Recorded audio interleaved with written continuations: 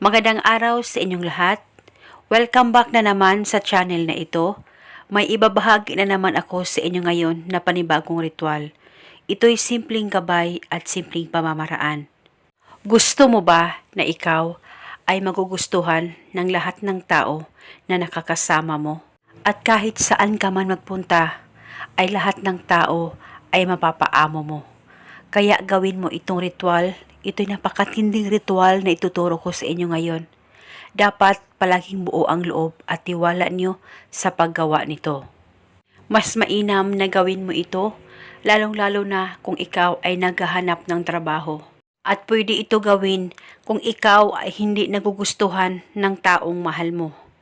Kaya gawin lamang itong napakasimpleng ritual at ito'y napaka-epektibo. Basta gawin ito sa kahit na anong oras na gusto mo. Pwede ito gawin sa umaga, sa tanghali o sa gabi. Basta gawin ito sa kahit na anong oras na gusto mo as long as naniniwala ka sa mga ganitong pamamaraan. Una, ang gagawin nyo lamang, bago kayo maligo, yung pampaligo nyo na tubig sa balde, ay lagyan nyo lamang ito ng 3 kutsarang asin. At pagkatapos, haluin mo muna ito bago nyo ito ipaligo.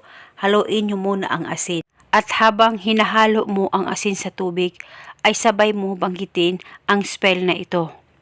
Ako ay magugustuhan ng lahat ng taong makakasama ko. At lahat sila ay mapapaamo ko. At pagkatapos ay pwede mo nang ipaligo ito. At gawin itong ritual 3 beses sa isang linggo sa kahit na anong araw o oras na gusto mo. At gawin ito hanggang kailan mo gusto. Napaka-epektibo po ang ritual na ito.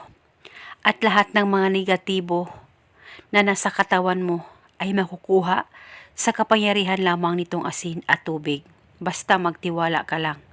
At paniguradong ikaw ay magugustuhan ng lahat ng tao at sila ay mapapaamo mo.